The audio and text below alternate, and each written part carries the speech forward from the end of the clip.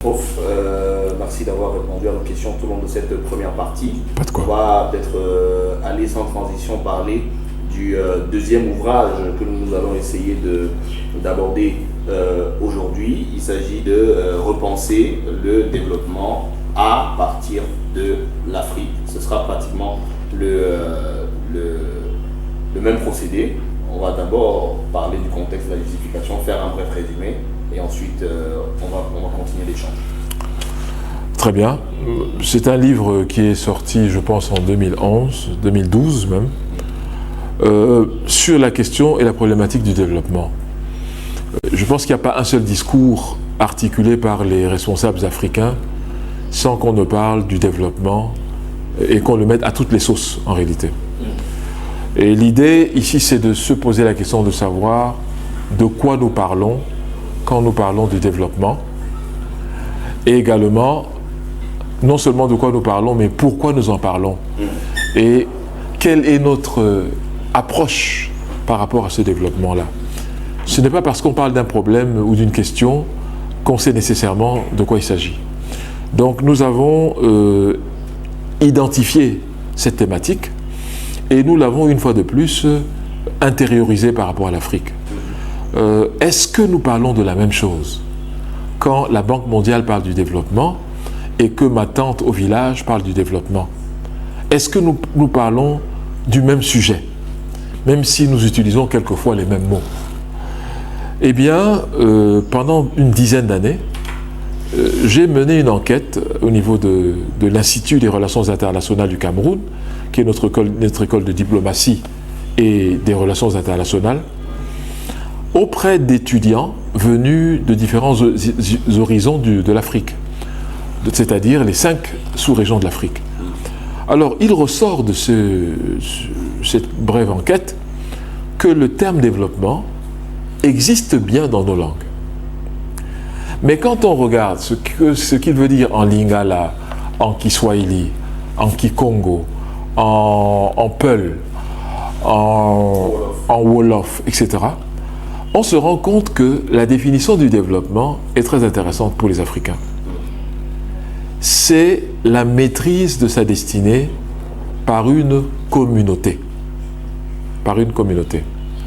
Et la capacité de cette communauté à s'assurer que chaque membre est équitablement traité.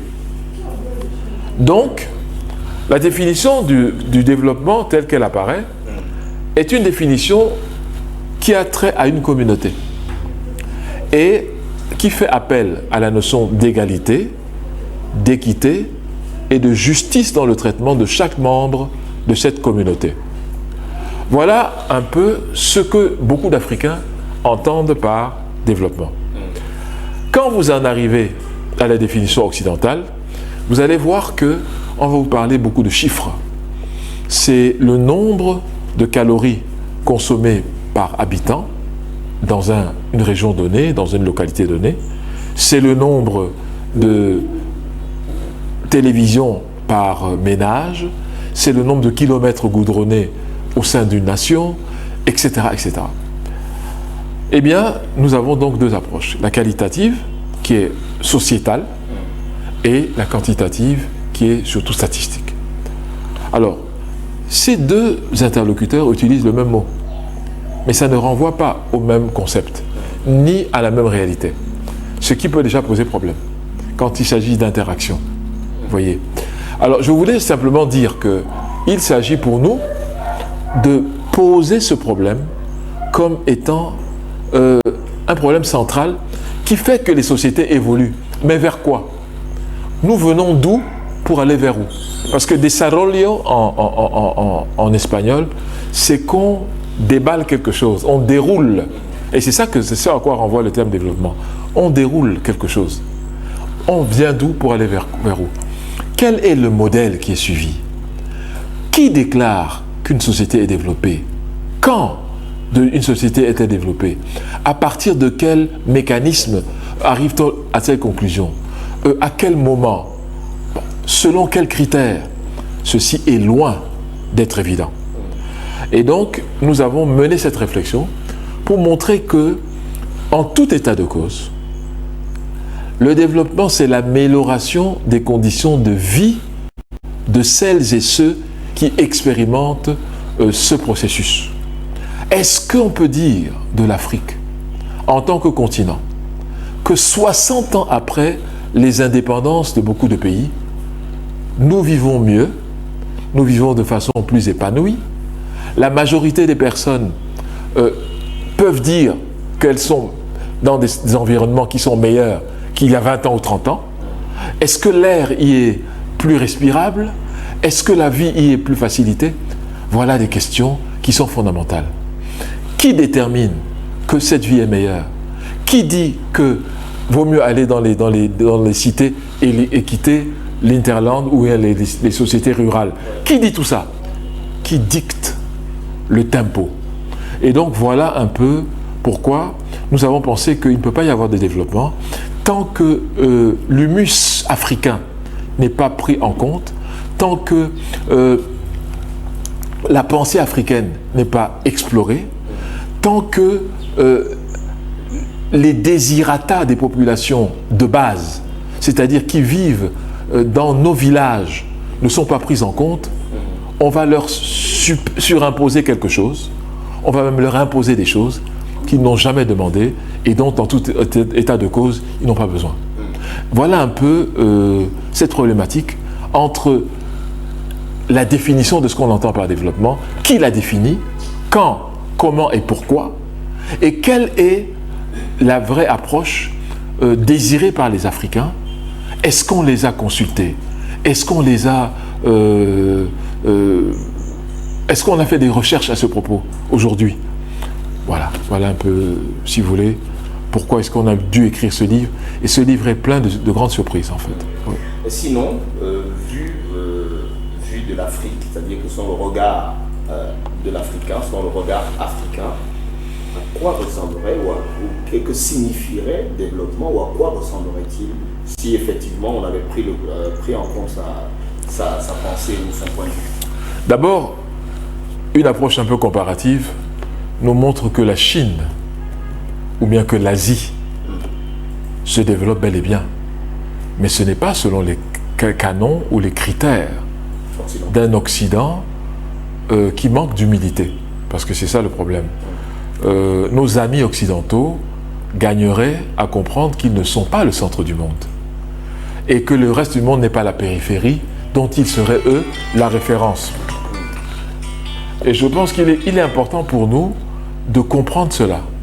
Et qu'un monde multipolaire entraîne une acceptation de la différence comme étant quelque chose de positif.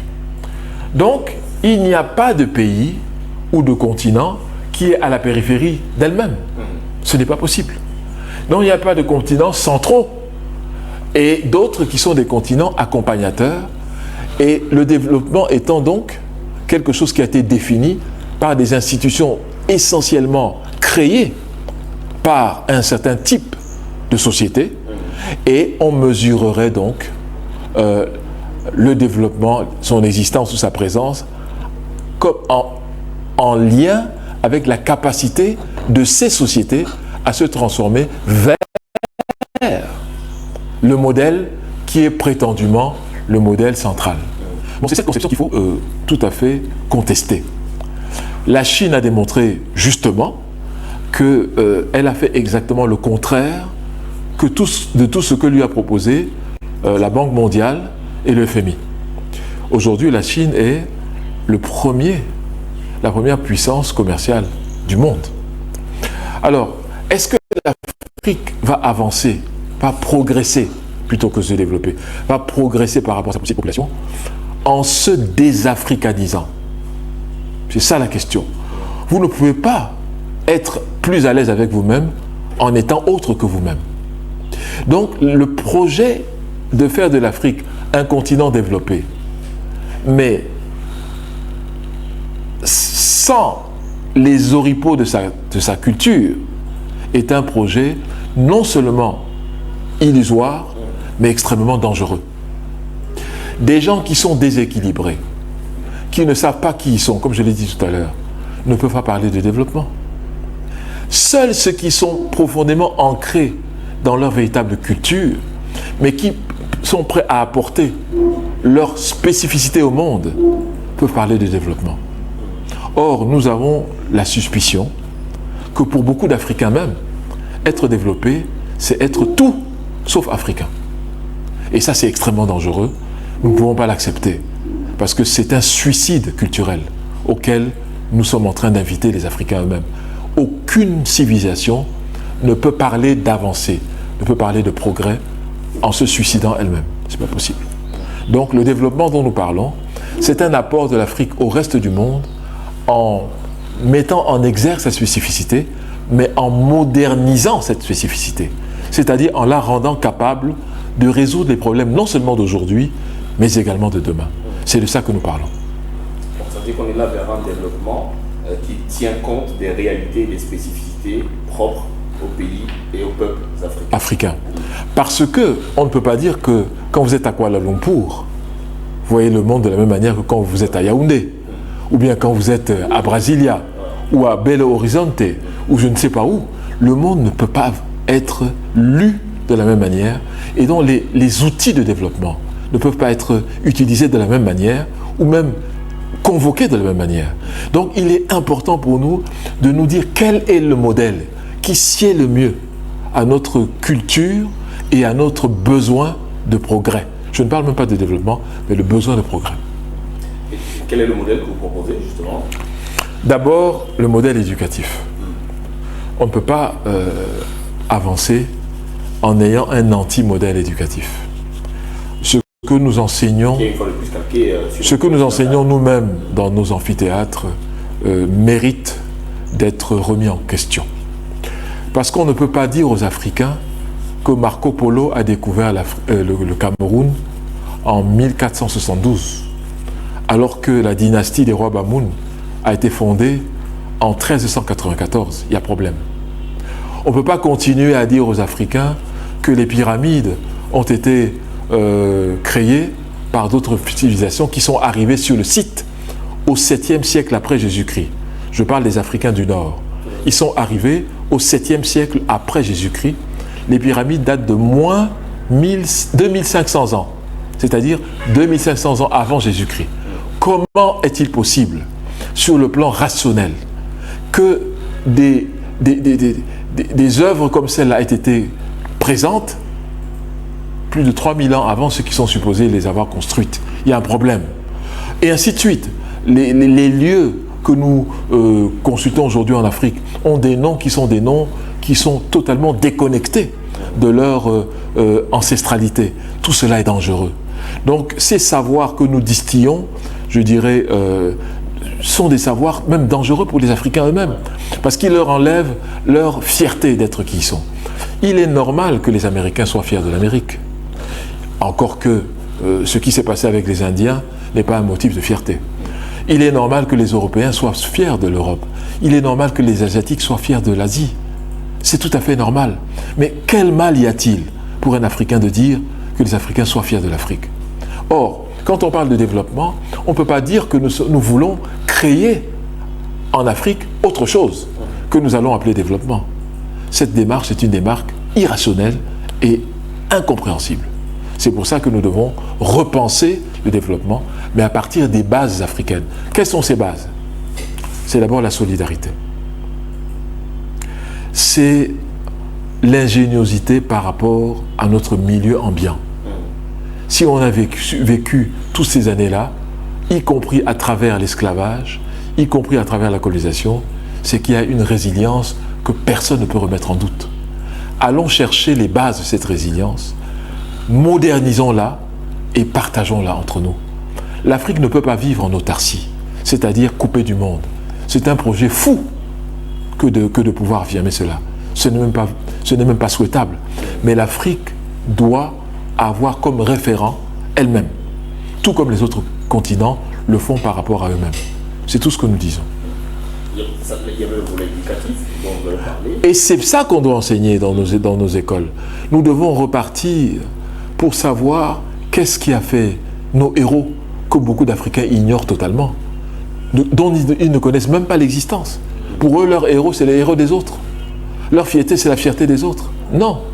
Nous avons nos héros à nous, qui ont commis des actes héroïques, des actes louables. Mais quand vous ne savez pas qu'est-ce qu'ils ont fait, vous ne savez pas qui ils sont, de quel développement allez-vous parler. Voilà un peu la problématique centrale. Après, maintenant, le système pédagogique, qui mérite d'être totalement refait, recontextualisé, nous avons besoin de regarder les technologies endogènes à l'Afrique, parmi lesquelles la médecine, la pharmacopée. Beaucoup d'Africains vous disent c'est du folklore. Non, ce n'est pas du folklore. Aujourd'hui, en 2021, sur 10 Africains, 7 ne mettent jamais pied dans une formation sanitaire de type occidental. 7. Il n'y a que 3 qui le font, c'est-à-dire vous et moi. Mais ça veut donc dire qu'il y a quelque chose de particulièrement fort dans notre système. Nous sommes passés de 250 millions d'Africains en 1960 à 1,3 milliard aujourd'hui. Ça veut dire que quelque chose, quelque part, fonctionne très bien. Malgré le VIH dont on nous a prédit qu'il va décimer l'Afrique, malgré la Covid dont on nous a dit que l'unité de mort sera le million en Afrique, tout cela montre bien que notre système éducatif, système sanitaire est un système qui fonctionne. Maintenant, comment le systématiser? Comment le rendre mieux codifié? Comment le rendre scientifique dans la mesure où il y a une capacité de reproduction qui est codée et codifiée? Comment faire tout cela? Voilà ce que doivent faire les scientifiques africains aujourd'hui. Même chose pour la pharmacie. Et donc, c'est ce qu'ont fait déjà les Chinois, enfin les Asiatiques. Ils ont une médecine qui a été codifiée, qui est systématisée et qui aujourd'hui est fiable. Donc la nôtre l'est tout autant, mais encore faut-il que nous nous mettions au travail. Et vous avez vu que pour la Covid, par exemple, l'Afrique a montré de quoi elle était capable. Mais c'est d'abord en travaillant sur nos propres produits. Et ça, l'Occident ne veut pas le dire. Parce que nous avons eu recours d'abord à nos produits. Pour une première fois, je dirais 80% des Africains sont retournés dans leur village pour prendre les produits du terroir qu'ils ont utilisés, et nous avons vu, et le monde entier a vu, la force de frappe de ces produits par rapport. Il y a également le développement sur le plan culturel qui est naturellement important. L'Afrique a conquis le monde. Quand vous prenez par exemple la musique africaine, ce qu'on appelle pudiquement world music, c'est quoi? C'est le jazz, c'est la rumba, c'est la musique africaine avec les sonorités des tam-tams, tout ça c'est ça la world music. Quel est le continent où la world music ne résonne pas? Ce continent n'existe pas. Donc nous avons conquis le monde. Et quand vous prenez la musique cubaine c'est la musique congolaise. C'est pour ça qu'on parle de la rumba congolaise, par exemple. Donc, mais tout ceci n'est pas enseigné aux Africains. Quand vous prenez le domaine du sport, 70% des médailles qui ont été distribuées aux Jeux Olympiques l'ont été soit aux descendants d'Africains, soit aux Africains de eux-mêmes. Donc ça veut dire que là, la place de l'Afrique, elle est incontestable. Mais nous n'en sommes même pas fiers. Et ce que nous devons apprendre aux Africains, ce n'est pas de haïr les autres races, les autres civilisations. Je pense qu'il ne faut pas. La haine n'est pas un bon sentiment. La haine n'est pas un bon sentiment.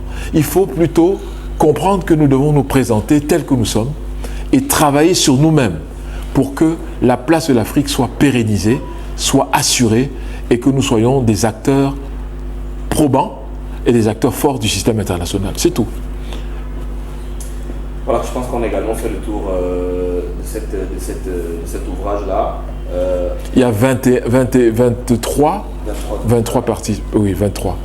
participants, c'est-à-dire des contributeurs. C'est 595 pages. C'est un ouvrage très dense. Et là-dedans, vous allez même trouver la nouvelle configuration de l'Afrique avec le nombre de régions qui sont au nombre de 4, je pense bien, simplement. qui sont rationalisées. Pourquoi 4 régions, même 5 régions? Pourquoi? Et tout cela est bien expliqué dans un article, dans un chapitre d'un Africain qui vit, lui, aux États-Unis. Oui. Bien. Merci. En tout cas, on va aborder, il ne reste plus beaucoup de minutes, on va aborder le dernier ouvrage, lecture africaine de la guerre en Irak. C'est également une question sur laquelle on ne s'est pas beaucoup penché. On le sait bien, la guerre en Irak, vous l'avez d'ailleurs souligné dans vos recherches, que la guerre en Irak est une guerre qui est mise, comment dire ça, qui est perpétuellement reportée, dont la solution en tout cas n'est pas encore trouvée. Elle est mise au coffre et elle ressort d'année en année. Pourtant, on nous fait croire que le problème a été résolu. Finalement, globalement, quelle est la lecture que qu'on peut faire aujourd'hui, que l'Africain peut faire aujourd'hui de cette guerre en Irak? Alors, quand on sort une lecture africaine de la guerre en Irak, c'est un pied de nez à ceux qui pensent que les Africains ne doivent s'occuper que de ce qui se passe en Afrique. Ce n'est pas du tout notre point de vue. Si nous sommes des habitants du village global, notre point de vue est que nous avons droit de citer et nous pouvons parler de tous les sujets qui traversent la Terre. Il n'y a aucune raison de nous cantonner à une partie de l'humanité et pas à une autre. Les autres se donnent le droit d'intervenir sur les questions africaines sans demander la permission à qui que ce soit. Nous pensons que nous devons bénéficier du même droit. Et c'est la raison pour laquelle il nous a semblé important de parler de la guerre d'Irak, juste après que le président George Bush Jr. ait fait une proclamation selon laquelle la guerre serait terminée et le travail a été bien fait par les États-Unis, circulé, il n'y a plus rien à voir. Donc nous avons contesté cela et le terme que nous avons utilisé, qui était prémonitoire à ce moment-là, c'est que les États-Unis sont rentrés dans un bourbier. Et c'est une guerre qui connaît une victoire à la Pyrrhus, c'est-à-dire où ceux qui ont supposément gagné ont accusé plus de pertes que ceux qui ont supposément perdu. Et donc, nous avons exprimé le scepticisme des Africains qui regardent avec beaucoup d'étonnement et je dirais même d'horreur quelque part ce déploiement de technologies de la mort et cet engouement qui a été créé pour ce spectacle morbide où certaines grandes chaînes de télévision américaines planétaires ont carrément scénarisé les attaques américaines pour montrer cela comme s'il s'agissait d'un épisode de film d'Hollywood. Et donc nous pensons que c'est très dangereux et les aspects commerciaux bien sûr de la guerre ont été mis en exergue. Donc nous pensons qu'au plan moral, il y a beaucoup à redire sur cette scénarisation de la guerre et puis de parler des dégâts collatéraux quand des milliers de gens meurent, des centaines de milliers d'ailleurs, et quand on se permet d'aller dans un pays pour tuer le chef de l'État, le pendre dans son pays, il y a en cela quelque chose de réellement scandaleux. Donc nous avons tenu à écrire cela, non seulement avec des scientifiques des sciences sociales, mais vous allez voir dedans qu'il y a aussi des pasteurs qui se sont offusqués de ce qui se passait, des prêtres qui ont écrit pour dire leur lecture également. Donc si vous voulez, nous avons proposé notre lecture qui est très très différente bien sûr de la lecture surtout américaine.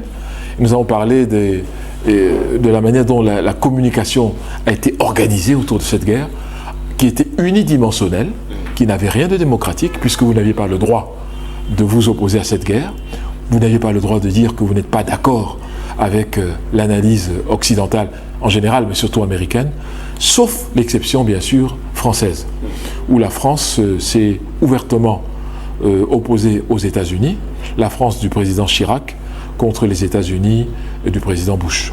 C'était peut-être la seule exception, mais qui confirmait malheureusement la règle d'unanimité. Donc les Africains ne peuvent pas être menés en bateau, et parce qu'il y a beaucoup d'Africains qui meurent là-bas. Les Africains américains sont les premiers. C'est la chair à canon d'abord qui part en premier dans les théâtres d'opération tels que ceux-là. Les Africains américains. Ensuite, vous avez les Latino-américains. Et c'est quand tout ceci ont été broyés par la machine de guerre qu'on commence à y mettre les Blancs américains. Voilà. Alors, est-ce à dire que la guerre en Irak doit être perçue autrement que ce qui nous a été présenté véritablement par, à l'époque, là, la première puissance du monde, qui est les États-Unis, même si aujourd'hui sa toute puissance est contestée. Est-ce à dire qu'il y avait bien plus à s'en alarmer que ce qui nous a été présenté? Oh, bien sûr, c'était une guerre qui a été montrée sous l'égide du respect du droit international, notamment d'abord la violation par l'Irak des frontières koweïtiennes. Il s'agissait donc de rétablir l'ordre international, le droit international. La réalité est naturellement tout autre. C'est une guerre du pétrole, c'est ce dont il s'agit. C'est une guerre du pétrole, l'accès aux réserves pétrolières, le Koweït n'étant qu'un seul des points, et bien sûr ce qui était visé c'était l'Irak elle-même, et d'empêcher que l'Irak n'en arrive à pénétrer dans l'Arabie Saoudite, le territoire d'Arabie Saoudite qui détient 25% des réserves pétrolières mondiales et qui, jusqu'à ce moment-là, était le principal fournisseur des États-Unis. Bon, après cela, ça a été bien sûr le Nigeria, qui a été le premier fournisseur de pétrole brut. Les États-Unis, c'était le Nigeria. Et après cela, les Américains ont révisé leur approche et ont commencé à s'intéresser aux offshore, qui étaient très loin du Moyen-Orient, pour aller plutôt désormais vers l'Afrique et d'avoir des contrats avec les pays africains. L'Angola, le Cameroun, le Nigeria naturellement, et les autres pays pétroliers africains. Donc ce n'est pas du tout lié à la moralité, ce n'est pas lié à une quelconque probité morale, pas du tout, c'est lié aux intérêts auxquels je ne trouve pas de problème. Pour moi c'est normal. Je dis que les Africains doivent comprendre que le monde est régi par la maximisation des intérêts de chaque acteur majeur. C'est tout. C'est ainsi que fonctionne le système international. Ce n'est pas nous qui allons le changer, puisqu'il est comme ça depuis la nuit des temps. Mais nous ne pouvons pas, nous, être naïfs, être angéliques, penser que le monde où le système international fonctionne sur la base de l'amour et sur la base de la philanthropie. Ce système n'existe pas et n'a jamais existé. Et les Africains feraient bien de le comprendre. Quand nous analysons donc la guerre en Irak, nous analysons toutes ces dimensions pour dire que nous ne devons plus continuer à être dans un angélisme désuet qui ne nous sert jamais. Et s'il fallait transposer cette situation en Irak à celle qu'on a vécue pour nous qui sommes africains, en Libye par exemple, quel est le lien que vous faites sur cette situation? Parce que effectivement également il y avait un problème de réserve pétrolière également du côté de la Libye avec le feu président Muammar Kadhafi. Quel est le lien que vous faites entre ces deux situations? Puisque c'est en octobre que le frère leader, c'est comme ça qu'on l'appelait, il ne voulait pas qu'on l'appelle président, le frère leader Muammar al-Kadhafi a été tué en 2011, ça fera 10 ans bientôt. Donc j'invite ceux qui nous regardent, ils peuvent aller sur la plateforme d'Amazon et trouver un travail qui a été fait dessus, qui s'appelle « Vie et mort de Muammar al-Kadhafi. Quelle leçon pour l'Afrique ?» Point d'interrogation. Et je pense que le sous-titre est plus important d'ailleurs que le titre lui-même. Quelle leçon pour l'Afrique? L'Afrique tire-t-elle d'ailleurs des leçons de ce qui lui arrive? Il est à craindre que ce ne soit pas toujours le cas. Et c'est pour ça que nous sommes dans un éternel recommencement, parce que nous ne tirons pas les leçons du passé. Alors, pour répondre à la question que vous avez posée, on peut faire une analogie, bien sûr.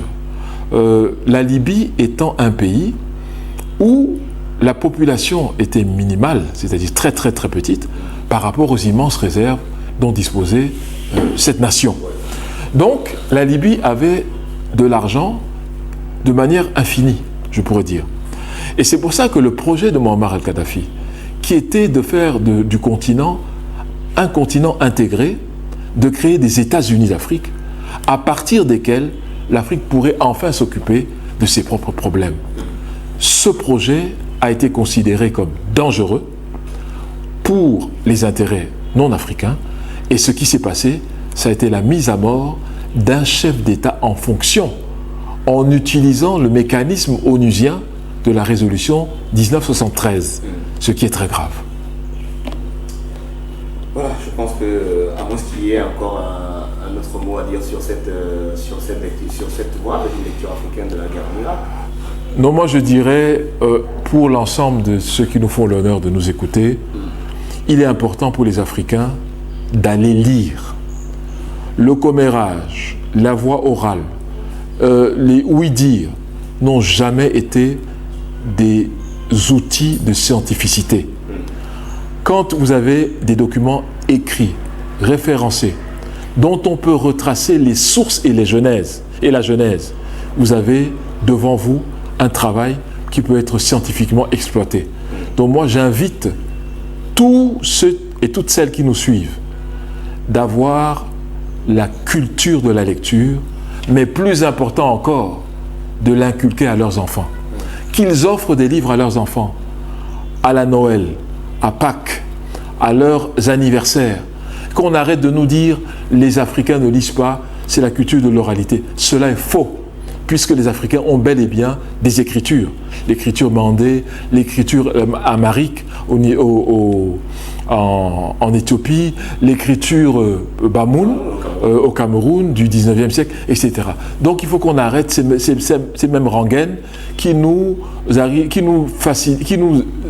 amènent à accepter cette imposture-là. C'est-à-dire, on est dans la culture de l'oralité. Il semble que, j'ai appris que c'est pas comme ça qu'on va avancer. Il faut une culture sûre, référencée, et une bibliothèque dans chaque famille sérieuse doit avoir sa propre bibliothèque. Des enfants qui ne voient pas leurs parents lire ne seront jamais des lecteurs. Et c'est normal. Ne disons pas que les enfants ne lisent pas. Regardons-nous d'abord nous-mêmes. Est-ce que nous constituons un exemple de lecture à nos enfants, oui ou non? Une fois qu'on aura répondu à cette question, nous allons amener graduellement nos enfants à la lecture. Les peuples qui avancent sont des peuples qui lisent. Et je crois qu'Afridite même a ce slogan.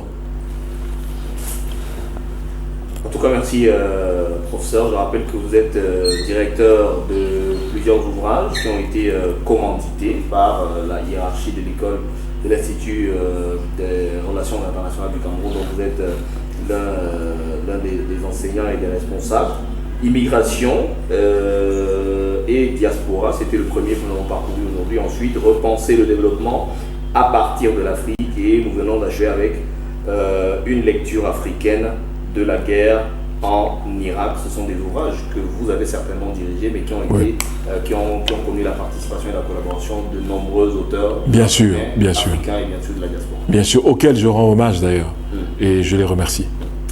Merci en tout cas d'être passé. Je rappelle à ceux qui nous regardent ici que cette rentrée littéraire de la maison d'édition Afridite est une occasion également de rappeler que les éditions Afridite, ou du moins les ouvrages des éditions Afridite, sont désormais disponibles en ligne, du moins en édition numérique, sur la plateforme Amazon, et que ceux qui voudraient bien entrer en possession de ces ouvrages-là peuvent désormais commander sur la plateforme Amazon les livres numériques. Merci à vous d'être passé. Okay. Je vous souhaite une très bonne continuité dans vos recherches. Merci beaucoup, et merci aux éditions Afridite pour l'honneur qui m'a été fait. Voilà. Je salue tous ceux qui nous ont regardés et je les remercie pour leur temps consacré à cette émission.